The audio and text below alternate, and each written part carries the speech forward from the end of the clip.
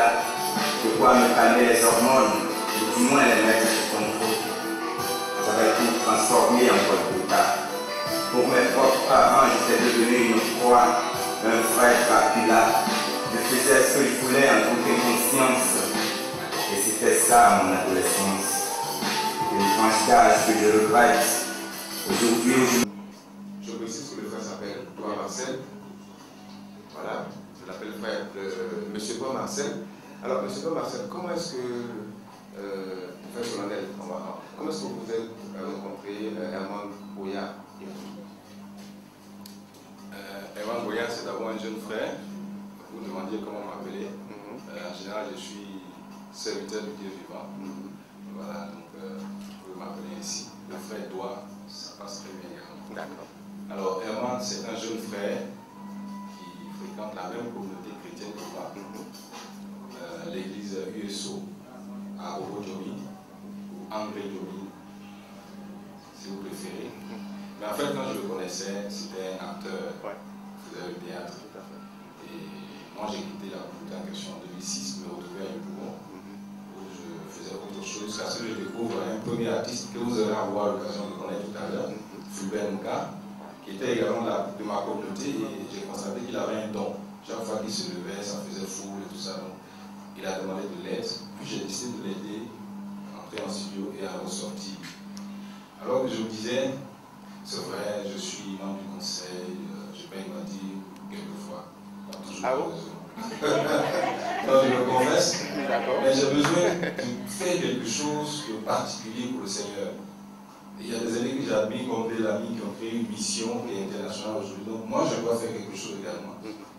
Et il s'est trouvé que quand j'ai aidé Fulbert, j'en ai éprouvé une joie si grande que je me suis dit, mais tiens, c'est peut-être là que le Seigneur m'a appelé.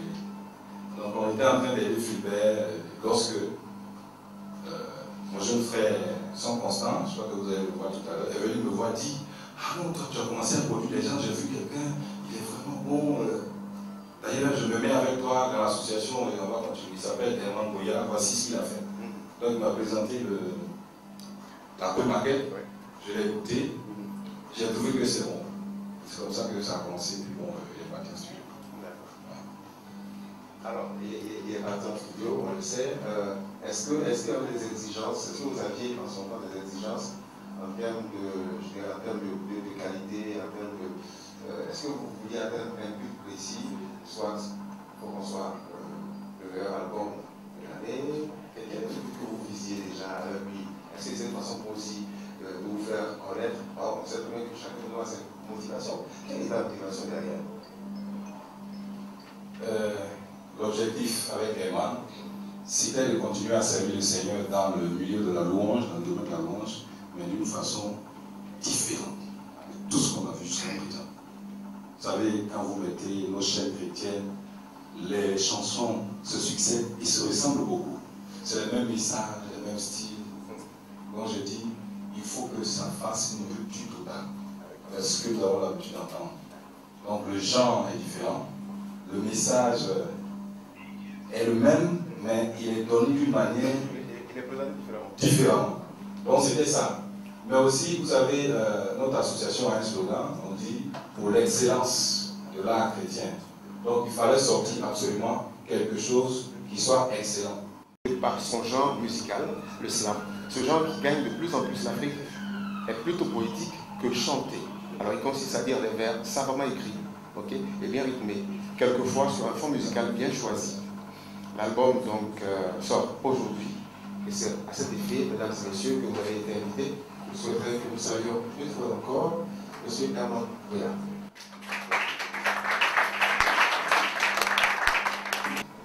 de l'homme, devenu aujourd'hui lui-même son propre danger par ce qu'il fait.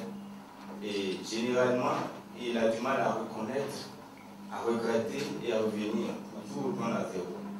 Et donc, comme tout le monde, je regrette des tas de choses et je crois que vous allez vous retrouver là-dedans tout à l'heure.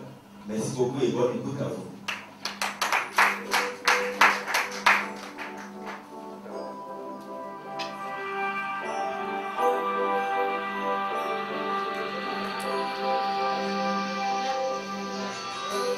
m'écoute se demande parfois pourquoi de moi ne sortent que des textes rabat-joie, des sonorités mélancoliques et des vers mélodramatiques. Et bien laissez-moi vous dire pourquoi. En fait, c'est parce qu'il y a des tas de choses que je regrette. C'est vrai, j'ai oublié l'école de dimanche. Mais je garde encore mes années à tout, où je me plaquais en boutique sans manche qui me donnait cet air de macho. C'était l'âge des idoles. Partout dans ma chambre, des posters de Lady Gaga, de quoi me calmer les hormones, ou du moins les mettre compris. J'avais tout transformé en Golgotha. Pour mes propres parents, j'étais devenu une croix. Trop tard, je pars m'en débarrasser. Ne me juge pas si vite, ce sarcasme est justifié. Ce mec m'a pourri la vie et empoisonné toute l'existence. Il a enterré mes projets et enseveli mes rêves. Après ce mea culpa, certainement tu ferais une trêve. Toute ma vie, je n'ai commis que des délits. Tantôt mineur, tantôt grave, 100% à cause de lui. Ce mec est un monstre, une censure, mon pire ennemi. Et pourtant je le connais depuis toujours. Et mes premiers mots, c'est à lui que j'ai dit mes premiers bonjours. Nous avons traversé des années à se parler sans détour. Mais hélas, c'est toujours lui qui a raison. C'est un parfait orgueilleux qui ne se nourrit que des comparaisons. Je n'ai jamais vu pareil misanthrope. Et il est très mignon, ce n'est qu'à lui qui sait regarder. Il est allergique à l'autorité, c'est un super rebelle.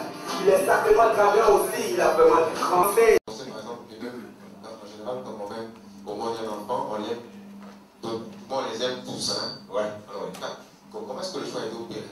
Est-ce que le choix relève donc des thématiques qui sont au cœur de l'album, ou alors oui, où est-ce que les choix ont été opérés?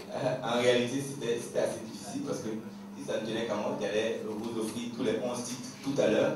Parce que comme l'a dit Innocent, je les aime tous. Et le message véhiculé est assez fort dans chaque titre. Par contre, étant donné qu'aujourd'hui est un jour ouvrable, et que nous avons demandé à des personnalités d'être là, on a voulu ne pas trop prendre sur votre temps. Et on a plutôt joué sur la thématique pour pouvoir véhiculer l'essentiel du message. Le titre c'est Miroir. Nous voulons que chacun, à travers cet album, se voit et ce qu'il verra comme reflet, si ça lui plaît, eh bien qu'il garde, mais ça m'étonnerait. Nous voulons que chacun change son reflet parce que l'album ne donne pas le reflet physique, mais plutôt le reflet spirituel de chaque personne. Et certainement, spirituellement, on a quelque chose à découvrir à travers cet album. Donc les 4, sur le plan thématique, ça résume pratiquement l'album. Merci. Merci beaucoup. Alors, maintenant, je vous invite à travers cette balade à retrouver Miss Église. Ah, Miss Église. On n'en parlera pas avant? Oui, je vais en parler. D'accord. Hein? Okay. Voilà, Miss Église, quand on dit Miss, c'est un mot anglophone qui veut dire demoiselle. Et appeler l'église une demoiselle, ça choque tout de suite. Et justement, je voulais choquer parce que l'église, telle que nous la voyons aujourd'hui, est en train de se comporter comme une demoiselle qui a oublié complètement qu'elle est mariée à un homme, qui reviendra, qui lui a promis, mais ça a un peu trop duré quand même, ça fait des lustres, ce mec qui ne vient jamais. Et donc là, elle s'est fait un autre, que j'ai appelé le prince de ce monde, que nous connaissons tous. Et avec le prince de ce monde, elle se pavane, elle est vraiment à l'aise, quoi. Et ça, je viens pour l'interpeller, dire que l'église, avec petit E, c'est chacun de nous. Donc, aidons-la à se souvenir qu'elle est mariée à quelqu'un qui vient très bientôt, son époux Jésus-Christ. Merci et bonne écoute. Mensonge, elle, jadis belle comme une colombe, n'est plus qu'une dame fanée et délabrée. Et curieusement, elle s'enfuit. Ses enfants se divisent, son foyer est menacé et elle s'enfuit. Elle foule au pied les recommandations de son époux, l'homme qui pour elle a renoncé à sa couronne afin de lui donner accès à son royal trône. Elle sait bien que ce dernier a déjà tout accompli. Mais que cherche-t-elle derrière ces pseudo-érudits, ces néo-pharisiens, maîtres de la contrefaçon, ces néo-sadducéens, tous experts en perversion?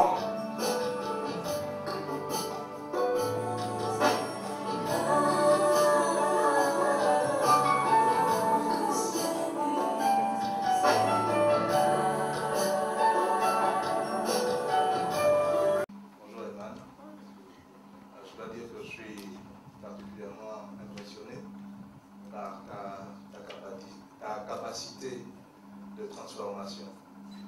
Parce que hier, je l'ai vu sur une scène de théâtre où il interprétait magistralement le rôle du docteur Sapezo.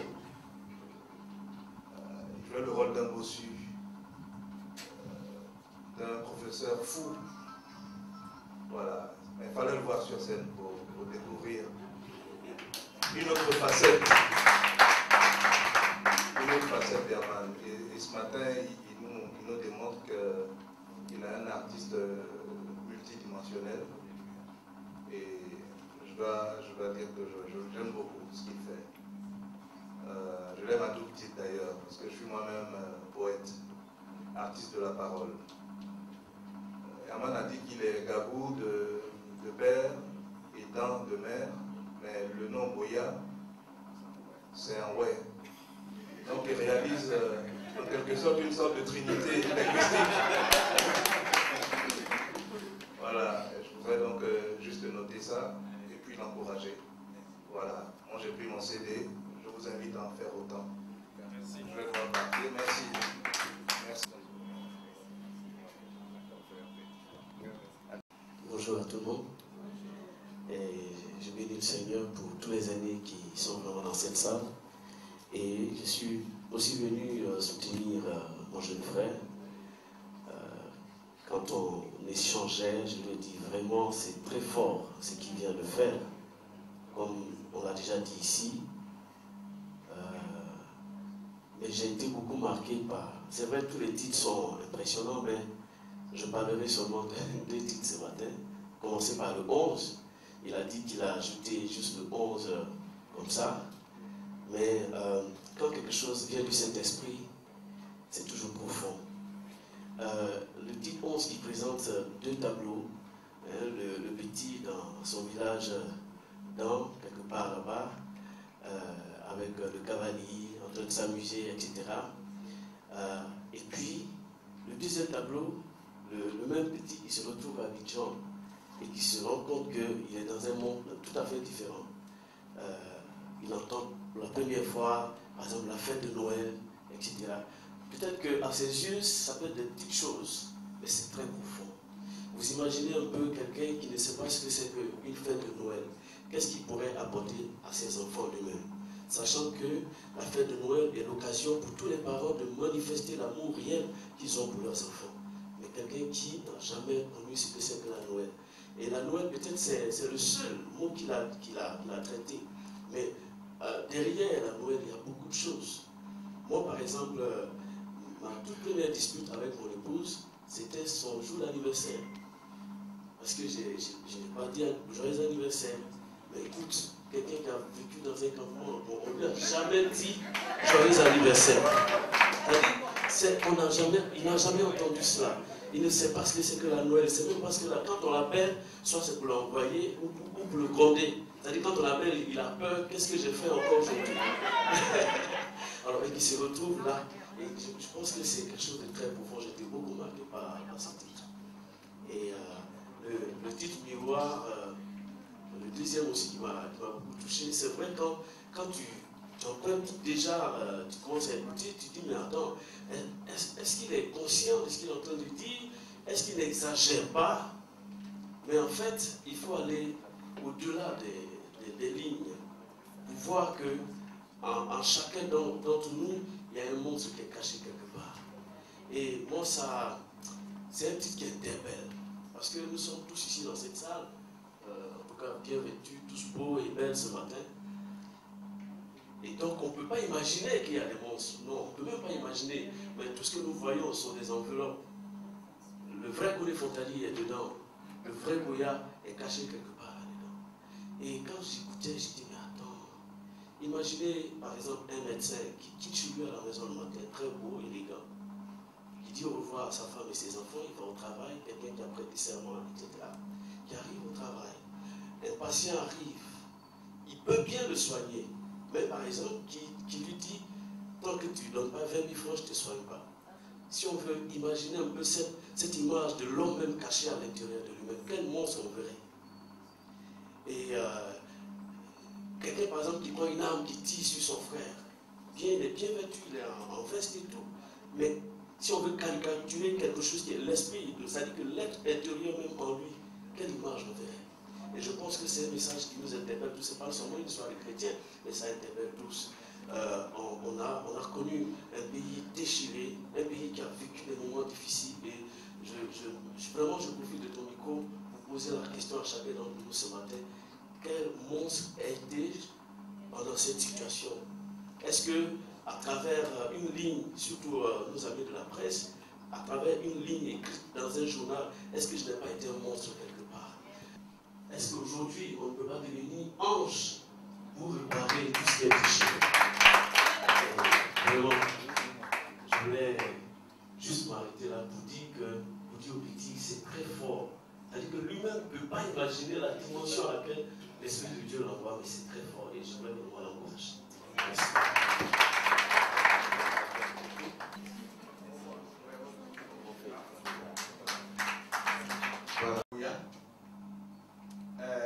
Généralement, quand les pasteurs prennent la parole, on se pose des questions. Va-t-il prêcher? Va-t-il prophétiser? Va-t-il commencer par Amen alors qu'il n'a rien dit encore? Où allons-nous partir? Mais je fais taire toutes ces différences pour dire encore merci à tout le monde. Merci aux producteurs, merci aux frères Boya, merci à tous ceux qui sont venus. Parce que nous avons appris beaucoup de choses. Ceux qui sont intervenus avant. Mais c'est ce matin que je découvre, si on peut appeler les drames ou bien autres chantés, et qui nous interpellent.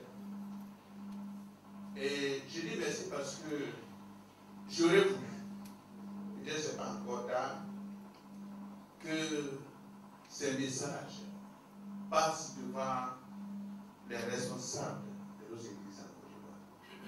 Nous sommes nombreux, et comme mon fils l'a dit, ce sera aussi, ils n'ont pas la clé, mais ils peuvent atténuer les maux de l'église. Ils peuvent diminuer les maux de l'église. C'est un vœu. Mais la dimension, je peux dire nationale et même internationale, c'est qu'en parlant de l'ego, que certains philosophes disent qu'il est haïssable, le moi, l'ego fait beaucoup de dégâts. Que ce soit dans les milieux politiques, que ce soit dans les milieux ecclésiastiques ou dans tout autre milieu, le moi fait beaucoup de dégâts. Donc parler de ce moi qu'il faut combattre, pour ne pas dire le tuer, je ne sais pas ce que tu as dit. Je crois que c'est un appel qui est lancé à nous tous. Et je voulais vraiment vous dire merci pour cette initiative que nous pensons continuer. Et vous dire notre vœu serait qu'un jour, vous vous adressez aussi aux leaders de nos églises. Ça nous ferait beaucoup plaisir. Que Dieu vous bénisse et que Dieu bénisse l'Assemblée. Papa, des images, des photos, tout ce qui va avec. Il me demande, remercier vraiment nos amis de la presse. Je pense que vous êtes plus nombreux que ce que nous avions espéré. Merci infiniment d'être venus. Et je ne vais rien ajouter à ce que le président a dit. Merci pour les commentaires élogieux que vous allez faire à partir de demain. Je remercie également le président national des églises USO de Côte d'Ivoire qui s'est déplacé jusqu'ici. Et avec la secrétaire générale qui a aussi pris le soin d'être là. Je voudrais remercier une personne, mon épouse, Madame Doua.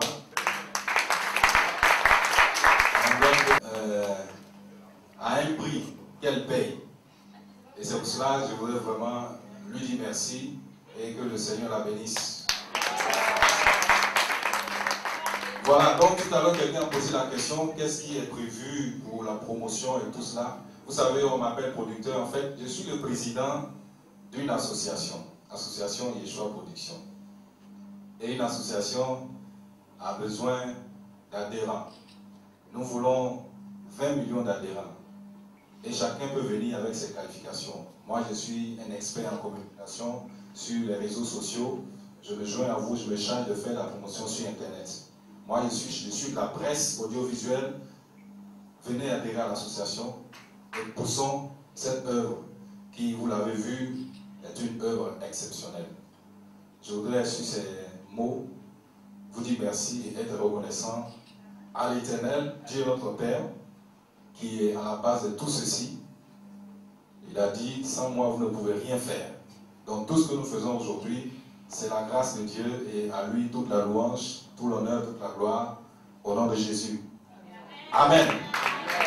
Je crois que le temps de Dieu est arrivé et il m'a interpellé dans ce domaine. Et il m'a orienté spécifiquement dans le domaine de la satire.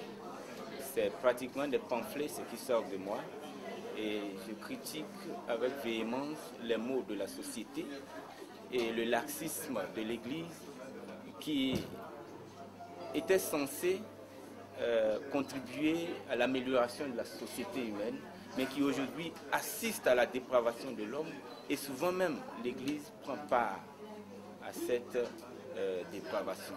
C'est pourquoi je crois que le Seigneur m'a suscité pour interpeller l'Église sur ce niveau qu'elle est en train d'observer, c'est-à-dire ce silence, et aussi interpeller l'homme qui s'autodétruit par l'égoïsme, par l'homosexualité, par le matérialisme et par tous ces maux qui amènent notre société vers la dérive. C'est donc une œuvre satirique, comme je disais tantôt, et je demande à toute la population ivoirienne de s'en procurer. Le titre c'est Miroir. Je suis certain que quiconque l'aura se retrouvera là-dedans. Je précise que le reflet qu'il verra de lui n'est pas un reflet physique mais spirituel. Parce que l'homme est d'abord spirituel avant d'être physique. Et le spirituel prévaut toujours sur le physique. Le spirituel prévaut toujours sur le physique. Et donc, à travers cet album, l'homme pourra améliorer son être spirituel afin de mieux vivre en société et d'être une source de joie pour tous ceux qui sont autour de lui. Merci beaucoup. S'il y a davantage de questions. Avec véhémence le laxisme de l'Église. Oui. Alors, est-ce que vous n'avez pas peur d'une réplique? Oui, je sais. Lorsque quelqu'un se lève aujourd'hui et s'attaque à l'homosexualité, c'est clair.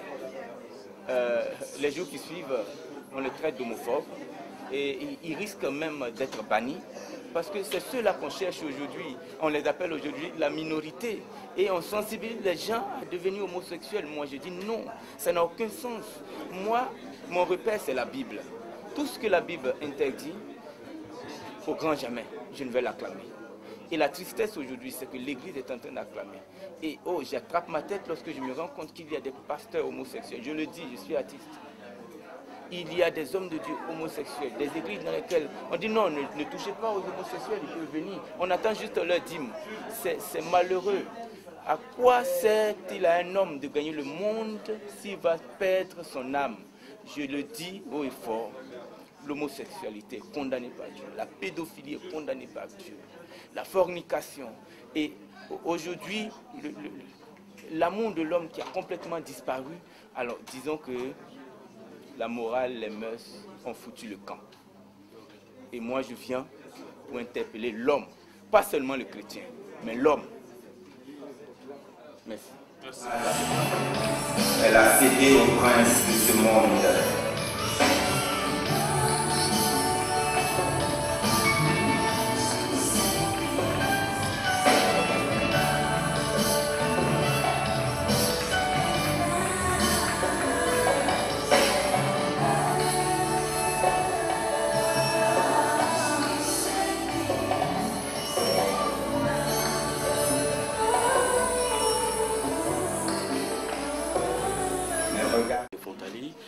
Je voulais vraiment dire merci à Dieu pour ce don qu'il nous envoie encore, ce petit comme je l'ai dit tout à l'heure dans mon mot, est venu vraiment apporter quelque chose de nouveau, non seulement au corps de Christ, mais à tout le monde. Parce que ces messages sont voyants, sont lourds. Et quand on va au-delà des lignes, c'est vraiment beaucoup de choses qu'on reçoit. Et je pense qu'à travers le titre Miroir, je voudrais qu'aujourd'hui, chaque Ivoirien se regarde dans ce miroir-là, qui est la parole de Dieu, et puis découvrir en lui-même ce monstre qui est caché quelque part. Et si, avec l'aide de Dieu, on peut transformer ce monstre en un ange pour pouvoir apporter une guérison à notre pays, je pense que ça va être une bonne chose. Elle a cédé au prince de ce monde. Bon, je suis Timoko Laurenti. Je suis vraiment contente pour la prestation de l'artiste Boya. C'est vraiment une œuvre d'évangélisation. C'est vrai. Miss Église, vraiment, le message est porteur. Et les pasteurs même peuvent mettre la cassette au cou d'un culte. Et tout le peuple de Dieu écoute. Après on dit Amen. Parce que vraiment, quand on va à l'église, les gens parfois, par le comportement des chrétiens, souvent, ils ne rentrent pas vite dans leur bénédiction. Souvent, ils accusent les pasteurs, alors qu'eux-mêmes, ils sont coupables de leur blocage. Donc, vraiment, ce message est révélateur. Ce disque est vraiment révélateur. Et je souhaite que toutes les grâces de l'Éternel Dieu accompagnent l'artiste et que cet album parcourt le monde entier. Merci. Et que Dieu le bénisse. Et aussi le producteur aussi. Parce que Dieu donne les moyens et c'est les moyens aussi, il faut les mettre à la disposition des enfants de Dieu qui veulent faire de bonnes choses. Que Dieu nous bénisse.